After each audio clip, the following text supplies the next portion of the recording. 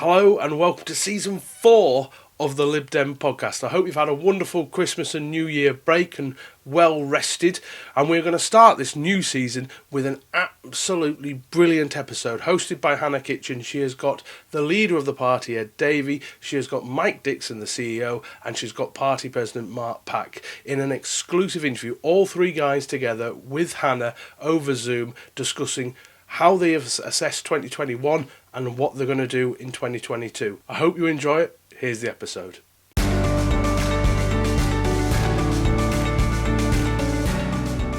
Hello everyone, welcome to the Lib Dem Podcast. My name is Hannah Kitching and I am hosting the podcast today, which is a Q&A with three top people in our party, some might say. I'm going to ask them all to introduce themselves in a moment. This is our first podcast back of 2022. So happy New Year, everyone. If you could I'd like to just introduce yourselves, please, guys, and then just give me a really quick kind of summary of what your role in the party is. So we'll start with Mark, please. Hi, Hannah. Nice to join you. I'm Mark. I am the president of the Liberal Democrats, which means I was elected by all party members a couple of years back for a 3-year term. And my job technically is chairing the federal board. But I think in practice, the key thing is that by being someone who's elected by all party members, I try and make sure we always remember and bring the voice of party members to key decisions that are being made. Lovely. Thanks, Mark. And then we'll go to Ed. Happy New Year, everybody. I'm Ed. I'm the leader of the party. I guess that means I lead the politics and the political campaigning and messaging, working with my parliamentary team here in the Commons, but also the Lords, local government and the wider membership, and of course, every one of you. We've got to get that politics right, and it's my job to work with you to get that right. Lovely. Thanks, Ed. And then Mike. Hello, I'm Mike. So I'm appointed to the role through an interview process, appointed by the federal board, and my job is to manage the people and the money in a more formal way. Okay, that's great. Okay, so as I say, first podcast of 2022. Let's have a quick review of the year. So we'll go back the way round. So we'll start with Mike first. What is your assessment of how the LibDems did in 2021? Really well, I think. So we had 2 fantastic by-election wins. And I think as importantly underneath, we built a lot of the systems, the processes, the ways of working that Dorothy recommended in her Thornhill review. So it feels like we're working much better as one party. We're doing things more collaboratively. We've got much stronger teams in place. And I think we're pretty well set for the next year. So I was really pleased with, from an operational kind of chief exec point of view, how well the party's running at the moment. Still a lot to do, but definitely huge strides forward. Brilliant. That's really good to hear, Mike. And I think Ed's going to tell us how that kind of operational smoothness is translated into political success. What would you say, Ed? Yeah, well, of course, the stunning by-election wins in Cheshire, Amersham and North Shropshire were obviously the highlights, but they were part of the wider picture that Mike's just described. I think, though, for the Liberal Democrats, they've helped change the narrative about us and the wider political narrative. We've shown that the Tories can be beaten and that the Liberal Democrats are able to take seats from the Tories like no one else. I think we're offering a political home for thousands of former Tory supporters, decent people, absolutely dismayed by Boris Johnson's leadership. And overall, I think it shows that we're back with our campaigning mojo. And I'd like to think so many people in the party, decisions by the federal board, Mike and Mark and the whole team, particularly focusing on rebuilding our field campaigns team. They're the staff, the amazing people who help organise victories like Cheshire, Amersham and North Shropshire and have put a smile back on our faces. Yes, it is good to start the new year with a smile, isn't it, Ed? Mark, what about you? What's your appraisal of 2021 for the Lib Dems? Yeah. I think the second half of the year was just way beyond any even exaggeratedly optimistic expectations we would have dared have a year ago. You know, to win 2 parliamentary by-elections in a year off the Tories, something we've not done since I shudder to think what proportion of the party members were not even born when we, last achieved that in 93. And to be, solidly up in the opinion polls, about 3 points on average across the year is really good news. I think the challenge for us looking forward now to next year is to expand that success. That, colleagues in Scotland, say, who are listening to this will doubtless be remembering that, in Scotland, sadly, we didn't manage to go forward in a number of MSPs. And in Wales, we held on to our one Senedd member, but unfortunately weren't able to grow that this time. That we've made really good successes in the second half of the year. Then the big challenge now is to replicate that on a wider scale in the really important elections coming up in May. Hello, John from the Lib Dem Podcast here. We are delighted to say that this episode is sponsored by Praetor Rains. Now more than ever, you need a professional-looking online presence and website. Praetor Rains have been helping Liberal Democrat campaigns succeed for 18 years. Their LibDem Foci package combines a website, social media and email system to help LibDems win. You'll receive great support from real people, fair pricing and a huge range of features to choose from. Praetor Rains are already the bespoke developers for Lighthouse, LibDem Draw Online and the LD Directory. They combine a talented system design with an unrivaled understanding of our party, our data and our systems. To find out more, check out the Praetor Rains website at praetorrains.co.uk/liberal-democrats. So let's just pick up on North Shropshire, because obviously that's really fresh in people's memory. So what was your... Because I think it's fair to say these by-elections, they weren't sitting ducks, were they? They weren't kind of top of the Lib Dem hit list. So I'd love to know, what was your kind of honest gut reaction when someone came to you and said, because I know the campaigns team did some sort of preliminary door knocking, finding out what things were like on the ground. When whoever that person was that came to you guys and went, let's go for it, what was your gut reaction, Ed? Definitely. I've been around the party a long time, and I remember when we did win lots of by-elections that no one thought we could win. Mark mentioned back in 1993 when we were on Christchurch and Newbury, and I had a sense that the tide is turning against the Tories, the tide is turning against Boris Johnson, with the endless scandals and the sleaze, and frankly their shocking management of the country, whether it's the economy, whether it's the pandemic. I think lots of people are fed up. They feel taken for granted, and especially in the blue wall seats, our core opportunity where we can turn those blue wall seats yellow. I think voters are genuinely fed up of being taken for granted, ignored, frankly taken advantage of.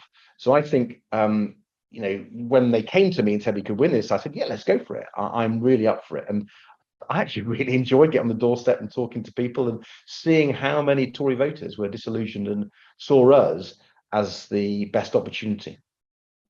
What about you, Mike? Because, obviously one thing we know is that by-elections cost money, significant amounts of money. So what was your, fresh off the back of Chesham and Amersham, where I'm presuming we spent some pennies, what was your reaction when they said, we're going for another one?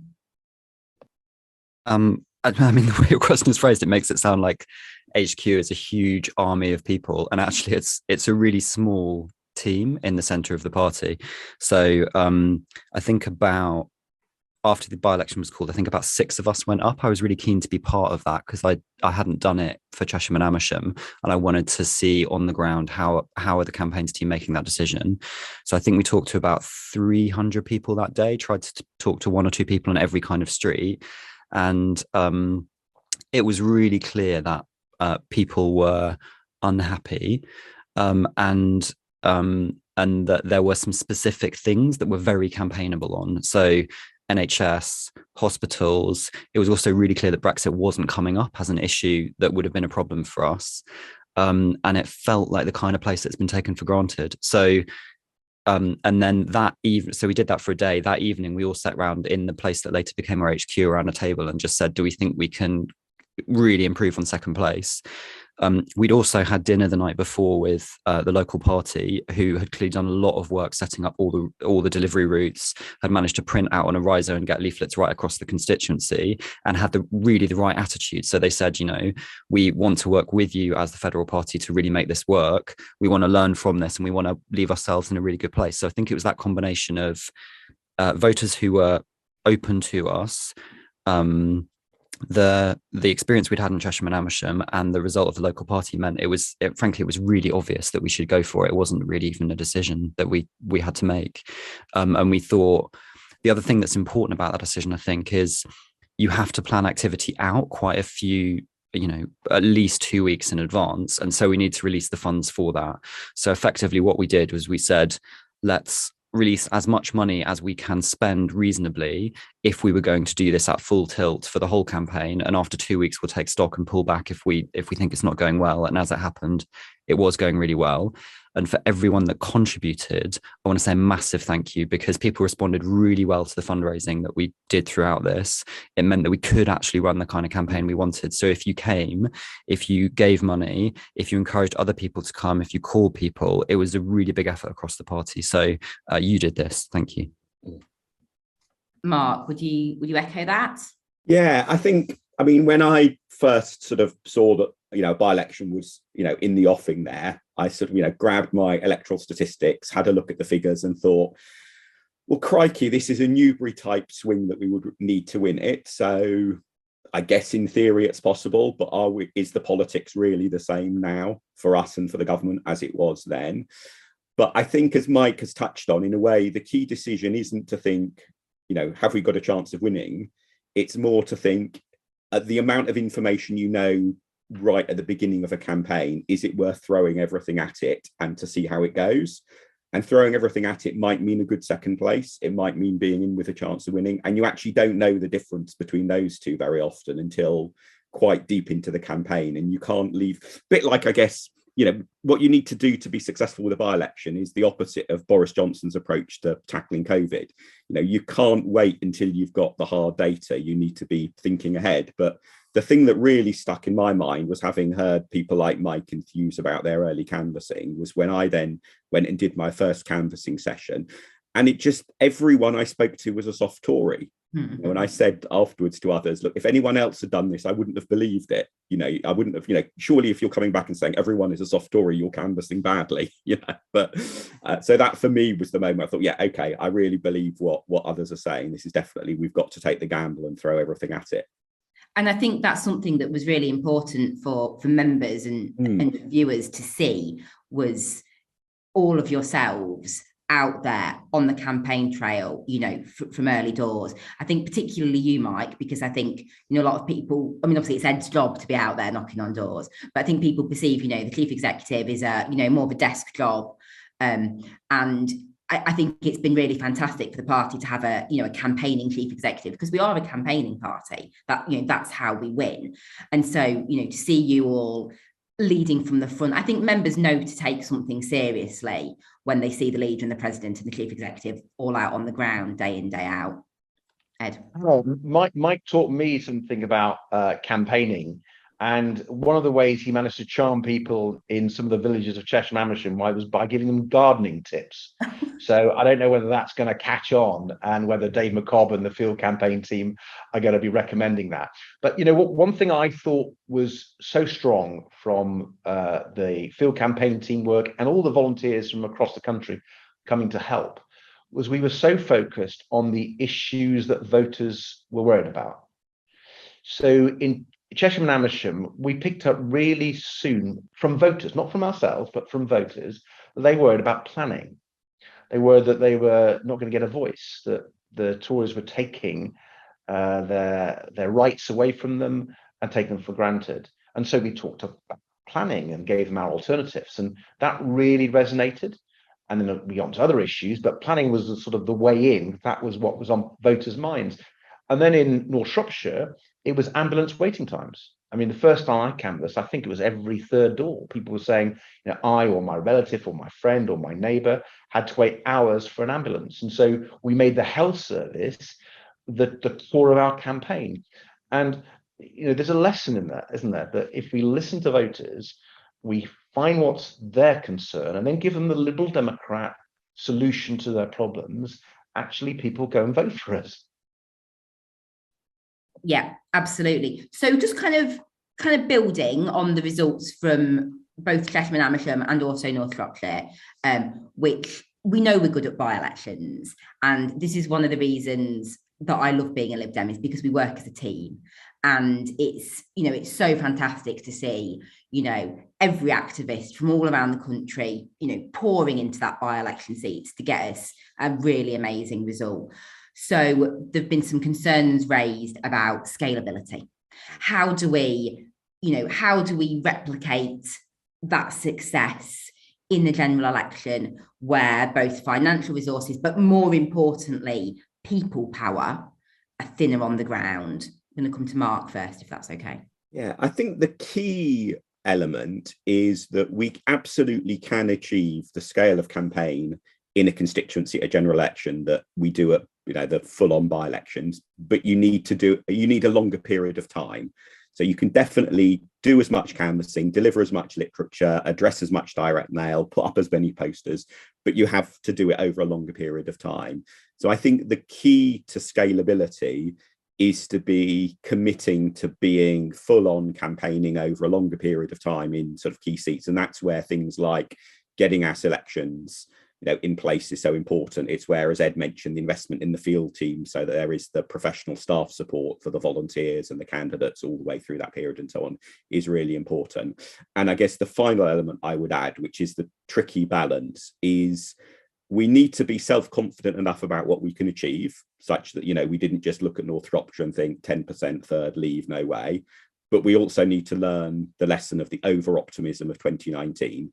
So it needs to be really driven by what's the evidence about where we can win. But absolutely, anyone listening to this, if you're in a seat you think we've got a chance of winning at the next election, you absolutely, lots of your colleagues have managed to do a North Shropshire scale campaign over a longer period of time. And absolutely, if you get things right in your own patch, I'm absolutely sure people can do it in their own patch too next time round as well. Mike, any thoughts on that? Yeah, one of the things that was nice about by-elections is that you learn a load of skills from going out canvassing with people that you haven't canvassed with before. You learn different techniques. You watch how people talk to each other. And I think one great thing about both Chesham and Amersham and North Shropshire was so many people came to their first by-election and have taken stuff back to their own constituencies or their own council seats or their own places and said, look, we can apply this thing here. And I think what was very striking about both of those wins is that they weren't rocket science. It was based on talking to people on the doorstep and listening to what they said and saying, we'll try and sort that thing out that you care about. I think we ran a really good local media campaign. So the relationship with the Shropshire Star was brilliant. We did a lot of good digital stuff. And I'm really proud of the kind of the content we produced in digital, but both of those were won from knocking on doors and talking to people. And I think the single strongest thing we can, if people take anything from that campaign, it is if you build a local team that is capable of delivering a lot of leaflets that are relevant to people and listening to people on the doorstep, you can win in really surprising places. And it's all about building that local team.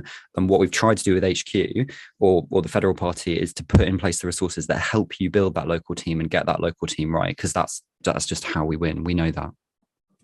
Yeah, absolutely. Ed, I'm going to ask you to answer, but I'm going to add an extra question in for you as well, which is, I'd like a number from you. How many seats will we target at the next general election?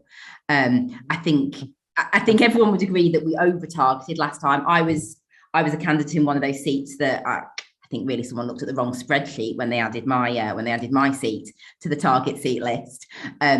But do we go fewer? Do we focus our efforts? Are we happy with 2025? Because obviously that puts a cap on the number you're potentially going to win.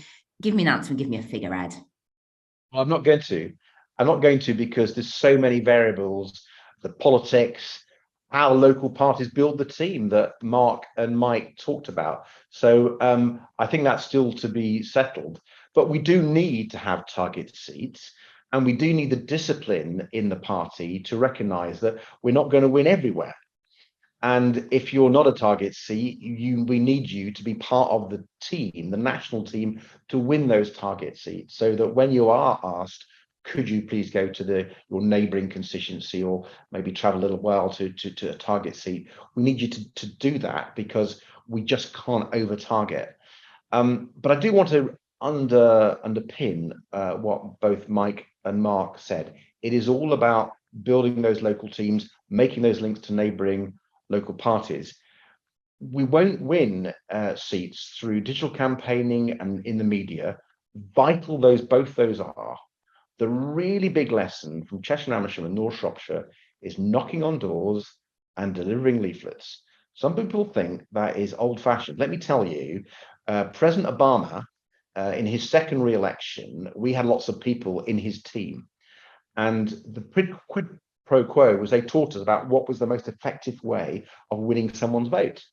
And the Americans, in the way that only the Americans can do, was they tested every single thing from Twitter to paid TV ads, all of it. The most powerful thing you can do, according to Obama's special team, was knock on the door and talk to someone. So the more people who are trained in canvassing, trained in minivan, which I love, all that, who are willing to go and talk to people on the doorstep, the more seats will win. And I literally mean that. The more you recruit deliverers to deliver those leaflets, the more canvassers you get trained in everything there is about canvassing in your local party, in constituencies to support your local party's target seat, the more we're going to win. It's a very, very simple formula. And I remember winning back in 1997 by just 56 votes after 3 recounts. We won because between 9:30 p.m. and 10 p.m., we had about 100 people knocking on doors, dragging our voters to the polling stations.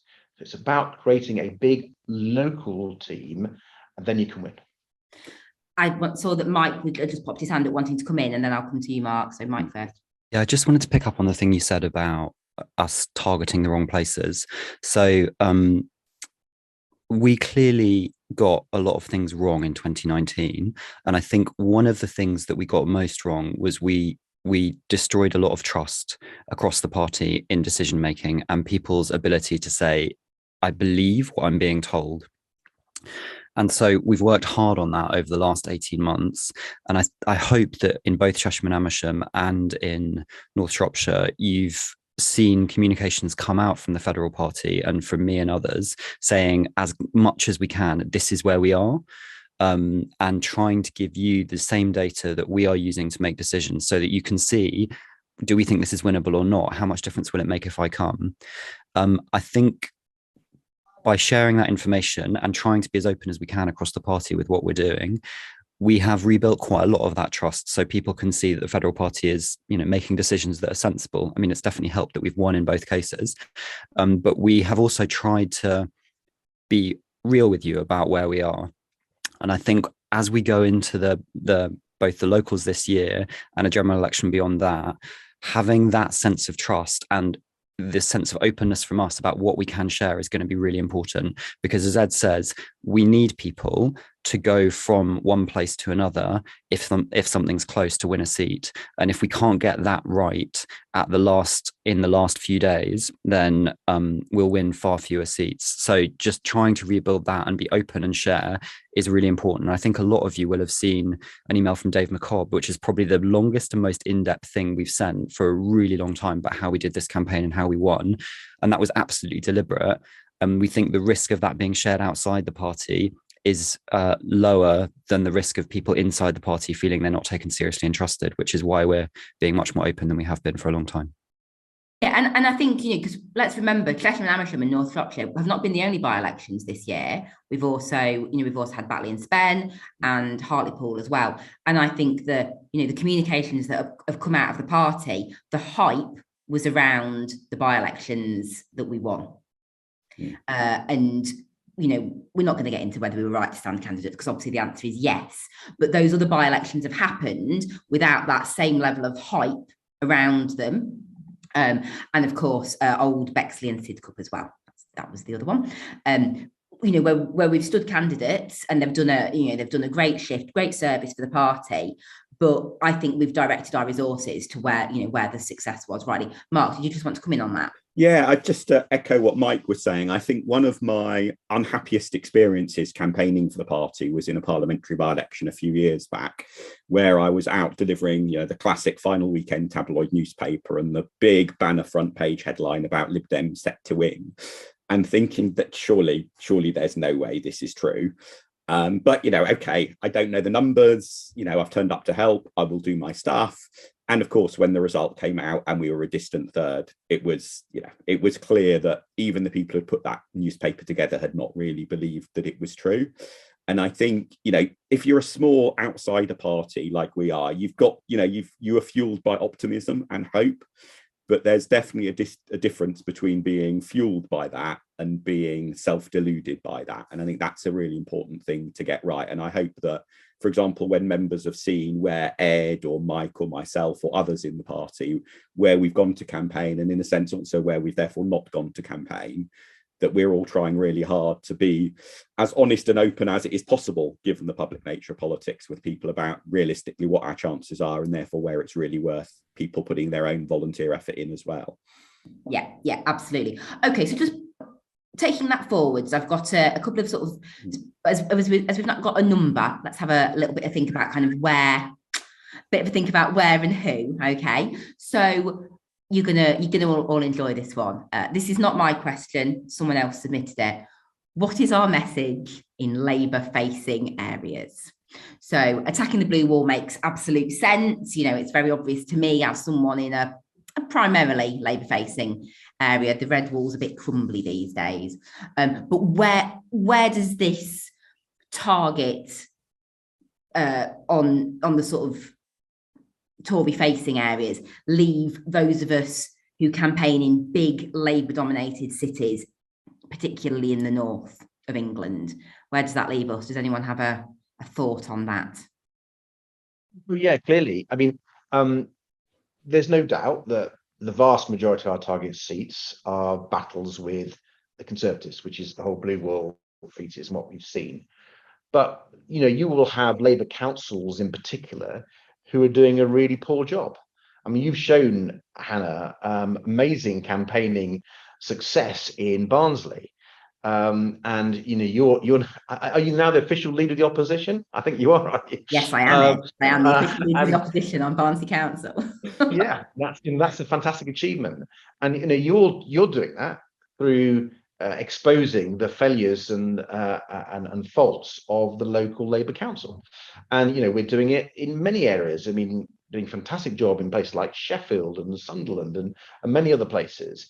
So Lib Democrat campaigners on the ground fighting Labour are not flinching from putting forward the Liberal Democrat message.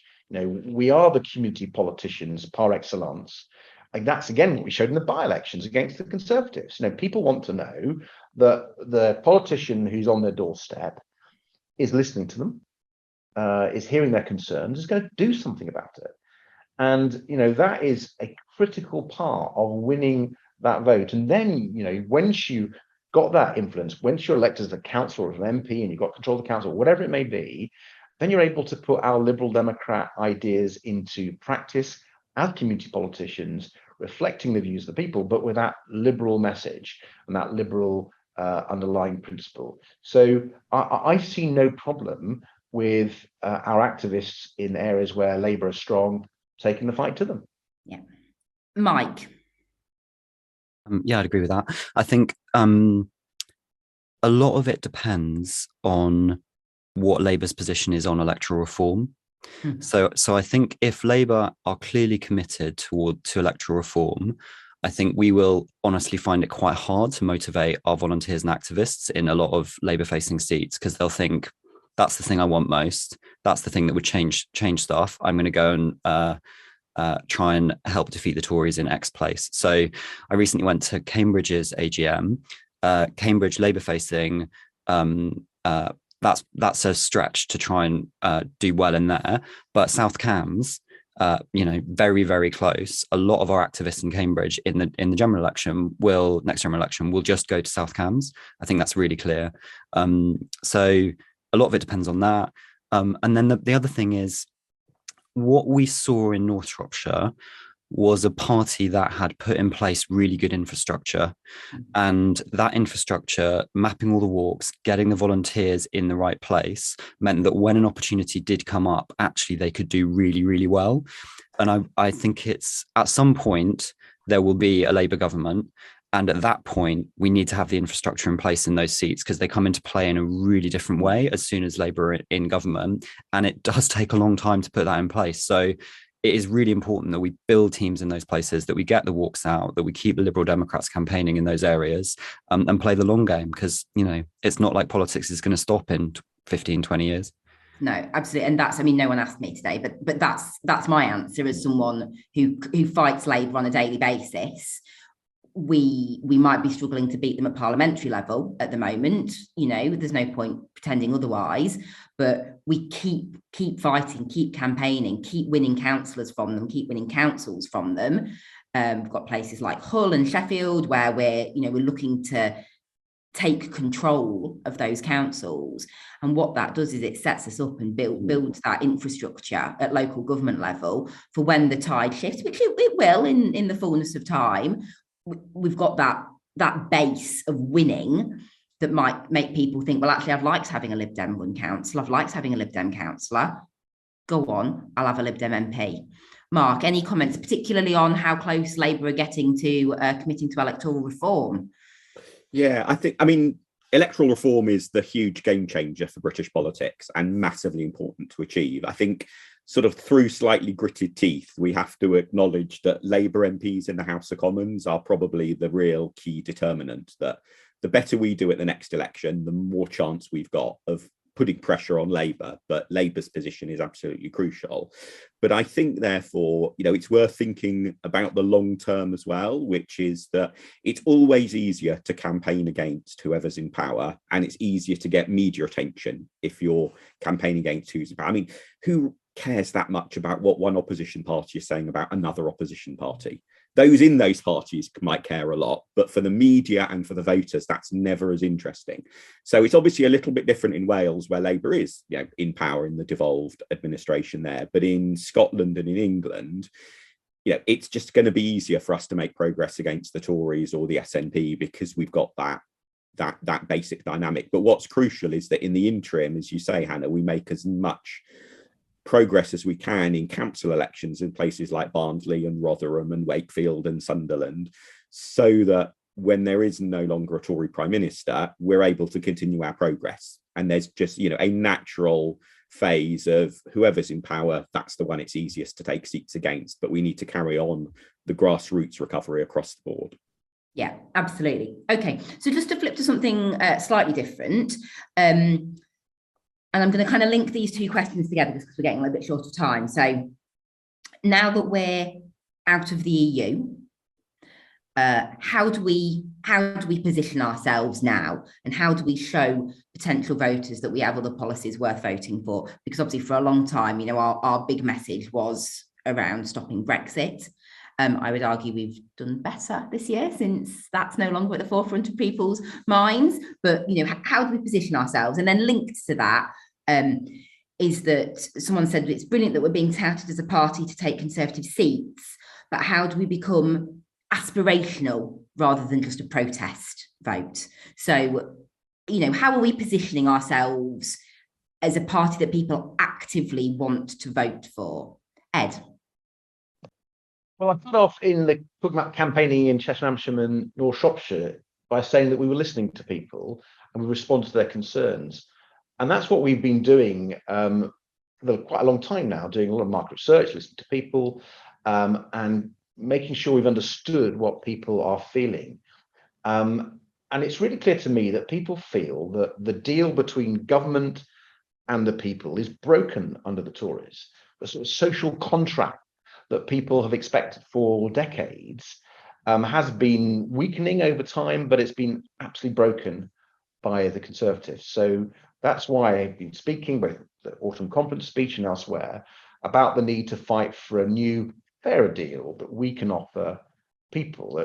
And what I've said is that if there's lots of people who play by the rules, who do their bit, and I think we need to be the party that says, you deserve a fair deal, whether it's getting a decent home in a safe neighborhood, making sure your children can go to a good school and have the real opportunity to fulfill their potential, to make sure that if someone in your family is ill or disabled, you get the care, the health and social care that you need. And I want us to take on this concept of a broken social contract, the need for a fairer deal, to another level. I will be publishing a book which I've been editing in time for the spring conference. It brings together some fresh thinkers from across the party to propose ideas on how we address this issue. There's going to be stuff on the economy, on social policy, on the environment, and on political reform. And that liberal message, whether it's on electoral reform that Mike and Mark were talking about, or about making sure that we empower people more, I think is going to be something that we can really campaign on at local and national level. Let me end on this sort of how we get our message across, who we are. I've always defined my liberalism as being someone who wants to empower everybody, give people more power, and also at the same time hold the really powerful to account. That's what liberalism is to me. It's sharing power to people who are less powerful and holding the powerful corporations, the city, fossil fuel companies, governments to account on behalf of people. And I think that's what liberals fundamentally believe. They want to empower everybody in our communities and in families across the country. And we need to be able to then articulate that philosophy in this fair deal approach that I'm talking about. And I think education is critical to that. I think health and care is critical to that. And I think making sure people's jobs and businesses are critical to that too. Lovely, thanks, Ed. Mark, do you have any comments on that, or? Yeah, maybe just coming back to the Europe bit specifically, I think, our position, our policy is very clear that in the long term, we believe that Britain's place is in the European Union. That is what will give people the best opportunities in their lives. It's what will be best for the economy. It's what will be best for battling to protect the environment. And it's the right, it's the right outcome to aim for. The question is, how do we get from where we are to where we want to be? And in that, I think we can learn a lesson from the Eurosceptics and the Brexiteers, that if you look at what they were doing in the run up to their tragically their success in the Brexit referendum, for most of that time, they were not directly campaigning for Britain to leave the EU. They picked intermediate objectives to campaign for. And I think, in reverse, we can learn a lesson from that. I think there is even many people who voted Remain don't want to hear a political party going on about Remain is the most important thing, we must rejoin tomorrow. Partly because of views about, well, maybe we should respect previous decisions, partly because there are things like COVID immediately on their mind. So even among Remainers, you lose support if you take that line. But there absolutely are areas of closer cooperation, closer alignment with the EU that we can campaign for month in, month out, and that help build that long-term vision of us getting back into the EU and making sure that we stay there as well. Yes, absolutely. Okay, so we're sort of coming towards the end of our time. So I've just got a few kind of quicker fire questions for people, please, if that's okay. What was the biggest mistake you made in 2021, and what have you learned from it? Ooh. Ed looks least stressed at this question, so we'll ask him first. Oh God. Well, I think the more you listen to Dave McCobb, the better. So if I failed to listen to Dave McCobb, the head of our campaigns, then I made a mistake. We've really got to make sure that in all our campaigning for the party, we trust these amazing campaign people we've got in place, and we work with them.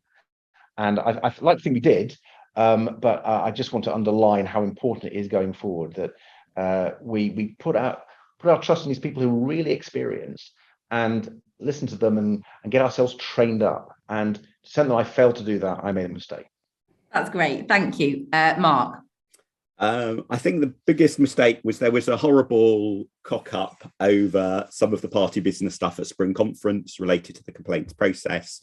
And, the buck stops with me on that because I both got my words wrong when speaking to conference and hadn't done a final check of the paperwork to spot that there was a problem, either before it was submitted or well in advance of conference. So, I screwed up on that. And I think the thing I learned from it was, in a sense, what I relearned from it, because I'd sort of known this before, but it was brought home very starkly to me, was if you're in that situation, don't, just fess up, admit that you've wronged. Don't spend time trying to place the blame on anyone else, whatever. If you directly say, look, I could have done something different, I should have done something different, and I'm really sorry for that. Actually, people do respond much better. But also crucially, it then allows you to get on to, okay, how are we going to fix this? How are we going to put it right?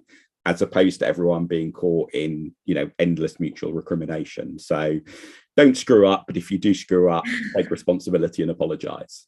Yeah, good honest answer there, Mark. Thank you. I think a lot of people will appreciate that. Mike, what about you? I make loads of mistakes all the time, every day. And I'm just trying to sort of sift through the best ones. I think the sort of crucial thing when you're trying to run an organization is to be very open about taking criticism and making sure that people feel they can challenge you on things continually. So I try quite hard to go, this is what I'm thinking, does that feel right? And to make a lot of small mistakes that are then correctable quite quickly, rather than things that kind of linger. I think something that stands in the mind particularly is during the May campaign, I gave some advice about COVID restrictions that didn't apply in Scotland in the same way it did in England. And that caused a couple of people some problems. And I didn't get to that quickly enough. So it's things like that. It's mainly telling people things in the wrong order is the thing I get wrong, because we're quite complicated and that's quite easy to do. Yeah, lovely, good, honest reflections there. If you could have just one of the following, just one, I'm going to make you clues. Which one would you pick and why? So your choice is double the members, double the MPs, or double the donations. Mike, I'm going to come straight back to you. Don't overthink it. Double the active members, without a doubt, because it leads to all the other ones. No question. Great stuff. Ed? Well, I lead the parliamentary party, so if I didn't want to double the MPs, the only thing I say, I want to do more than that. Very good. Ambitious. Mark? Well, I think for completeness, I should say double the donors, because if you double the donors, you've then got the money that can get you out recruiting more members and out getting more MPs. Of course, in a way, you need all three. And if I really had to pick one, I would pick double the members. But if that's already gone, double the donors is an okay substitute. I mean, it's a trick question, isn't it? We obviously all want all of them. And then a fun one to end on. What is the one thing you find the weirdest or most annoying about the party? We're only allowed one. Oh my god. Ed's got a hard deadline in 8 minutes, but feel free to list them. Ed.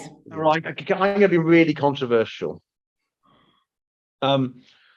Sometimes we think we're more a think tank than a party. And to represent the people we want to represent, we have to make sure that we're listening to them and not to ourselves. And the party doesn't always do this, but sometimes I think we forget that we're there to win elections so we can put into practice our values and our policies. And I'm not talking about making compromises. I'm just talking about what should be the priority. And I think that we are changing this. Mark's doing a lot, Mike's doing a lot, everyone's doing a lot, I think. ALDC, for example, is doing a lot to make sure we are focused in on how we get our messages, our policies, as voter focused as possible and make them the priority for us. And I think for me, when the party doesn't remember that and looks inward, and talks to ourselves rather than to the voters, then that's what irritates me the most. But I have to say, I think that is changing a lot from recent past. Yeah, here at the podcast, we definitely value winning over ideological purity, Ed. So hopefully you're preaching to the converted here. Mike. So the single weirdest thing was that I was interviewed by more than 60 people for this job, which definitely I haven't ever had for any other chief exec job I've had. I think the kind of bigger scale thing is we know exactly how to win, and we are actually very good at it, but we spend quite a lot of time doing other stuff, and that just feels really weird. So one of the things that I'm most proud of doing this year is for people that do I think it's the 10% of people that do most canvassing, we get them on a call with the leader, with our director of comms and our director of campaigns and the person that chairs our campaigns committee. And we say, A, thank you. And B, what did you hear from people? What's working? What isn't working? And we send them a pin badge to say thanks. And just that one call, partly because you get direct access to the leader, partly because you can see a lot of other people doing it, and partly because it really celebrates one important thing that we do that really helps us win, is important. So I think if I could change one thing about the party, it would be to make more of the incentive kind of structures in the party point towards and encourage the things that help us win rather than things that don't help us win.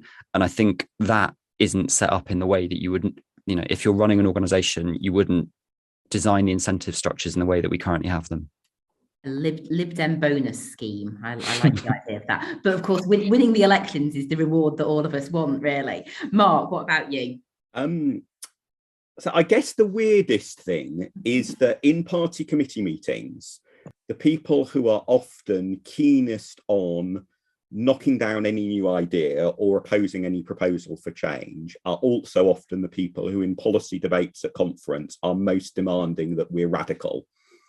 And there is this curious, weird, lovable, endearing, whatever words you want to pick, strain of deeply small c conservative, capital R radical colleagues in the party who are really passionate about wanting to radically change society, wanting to radically make life better for people. But if you dare suggest moving even a comma in something, they'll immediately give you 38 reasons why that's an awful thing and you must never do. And it's a really weird contrast that I sort of recognise and I understand in my head, but I must admit in my gut, I still don't quite understand. So anyone listening to this who feels that I've described them, please tweet at me to explain how those two go together. That's splendid. I think that's a really good question to end on. We're obviously coming close to time anyway. So I just want to say a massive thank you to Mark, Ed and Mike for joining us on the podcast today. We did have this one in the diary for December, but we were all busy with a little by-election, so we pushed it to January. Thank you to all our viewers for listening to us here on the podcast, and Happy New Year. Absolutely. And thank you to Hannah and John and the team. The podcast is a great bit of the internal comms that happens in the party these days.